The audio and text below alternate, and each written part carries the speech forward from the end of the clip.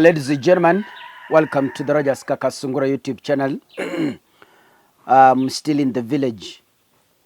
I've heard people out there say, Kaka, you are a national leader. You are not supposed to be in the village. Mimi ni mtu ya ground. Nimekuja hapa kwa village kusikiza ground. Na kama ninasikiza ground ya watu yangu, kwani kuna shida gani? Nikiwa kijiji hapa. Mimi niko hapa, ninasikiza ground, nijue watu ya kijiji yangu wanataka nini. Bas. Kama hiyo ni makosa kwa watu wengine, ni sawa. Welcome to the Kenya's politics.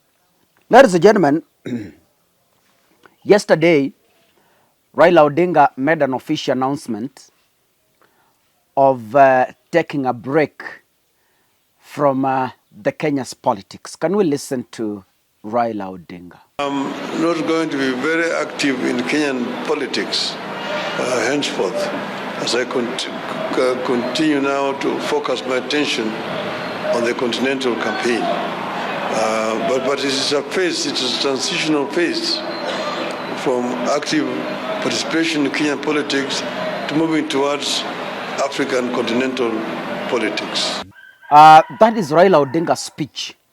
Yesterday, they had a joint press conference with Musalia Mudavadi, the Prime Cabinet Secretary, who is the spokesperson of the previous Raila Odinga's campaign bid. Of course, William Ruto is also expected to unveil an official campaign team for Raila Odinga that will take over the mantle until next year, February 2025, when the election will be held. Now, there are a few things that we need to understand as Kenyans from this move.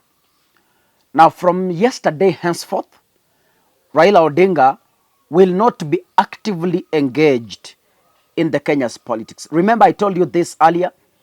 Niliwaambia hii mapema, and I told you, according to the AU Code of Conduct, when you want to contest for the AUC position, there is a law. One, you must cease from being partisan.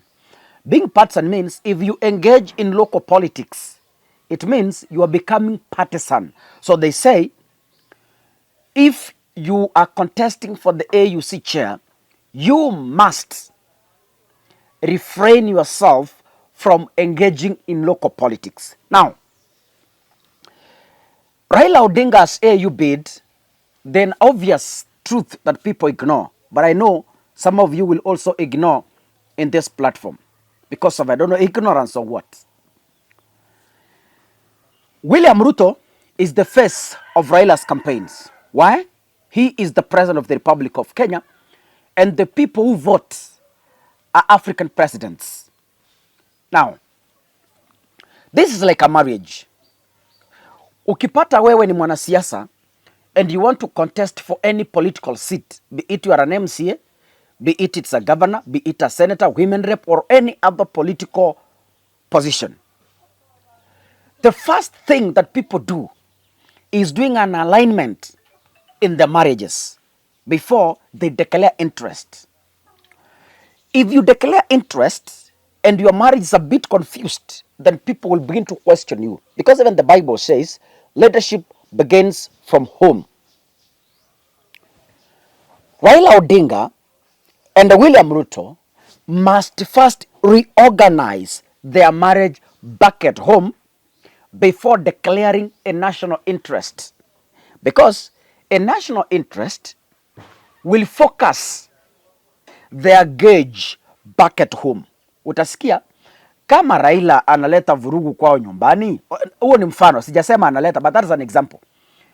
Raila anaenda kukampeni Ethiopia, ama Raila anaenda kukampeni Rwanda. Utasikia wakisema, huyu anajiita statesman. Huyu ndiye anataka kuwa chairman wa Afrika huyu. Huyu mwenye ameua watu, huyu mwenye, yani that's an example. I'm giving you an example on how people comment. The same way, if you want to be a leader, ukienda pale nje ku campaign, utasikia watu wanasema, wanaulizana, na bibi yake anaitwa nani? Bibi yake ni nani? Tunamjua. Ni huyu mwanamke huyu anatuzingi watu hapa kwa barabara. Huyu hawezi kuwa kiongozi. Hiyo ndio mshene watu wanapiga. By the way, people will go as far as scrutinizing your children. Unasikia okay. Huyu ni yule kijana yake mkubwa anakunywa pombe mpaka analala kwa mtaro. Unasikia ndio huyo ndio, alafu sasa kama watoto wake wamemshinda sasa huyu ataweza kweli? Huyu ataweza kweli kuwa kiongozi wetu huyu? Hata familia yake imemshinda. So family is very important. And in this case, Raila Odinga's family is Kenya. So he must first organize himself back from Kenya. If Ruto, nimesikia watu wakisema Raila can campaign on his own. It doesn't need Ruto to campaign for that position. Raila is worth it. It's okay. I know personally Raila is worth it. But Raila is campaigning. If Ruto speaks negatively about Raila out there, then my friend, believe me, Raila will lose votes. This is the reason why. If a crocodile comes from the waters and tells you, in that water, there is a problem. Anakuambia hapo ndani hapo there is a problem. You have every reason to believe it because imetoka kwa hiyo maji.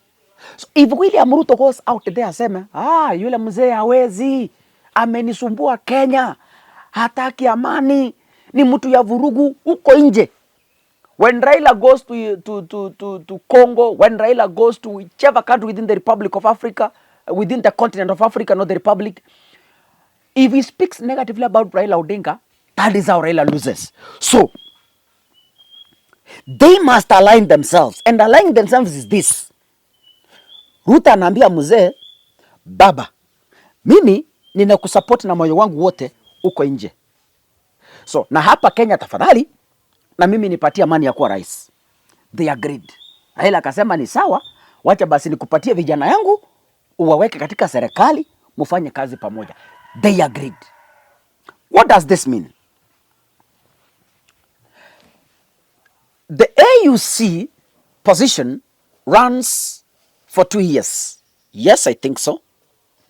So, if Raila wins in 2025, when is he going to retire from the AU?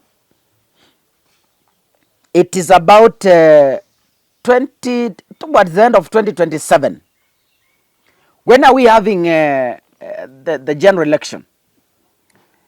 It's towards the end of 2027. So this is the mathematics. If Raila wins the AUC position, forget about his candidature in 2027. Forget about his candidature. And if Raila doesn't contest in 2027, automatically is likely to back William Ruto for the second term. This is why I told you people here. If anything doesn't happen in between here, away from the general election, if anything doesn't happen, trust me, William Ruto is a two-term president. I will be here to remind you, whether you like it or not, we must face realities. I have said, if all factors remain constant as they are today, if all factors remain constant as they are today, William Ruto is a second-term president. Why? If Raila wins, he is not going to contest for 2027. And that gives William Ruto a clean entry to the second term.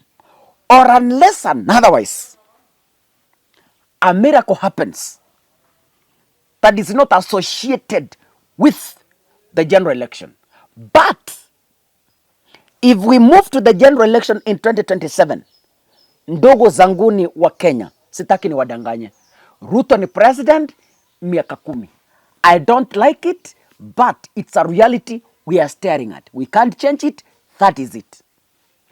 Najua watu watasema God does miracles. It's okay. That's why nimesema, if anything doesn't happen, the miracles you are saying, if those miracles don't happen, then expect William Ruto to lead you 5 years and another 5 years. God bless you, ladies and gentlemen. Keep subscribing to my channel. Remember to turn on your notification bell. God bless you. See you in the next video. Asanteni sana.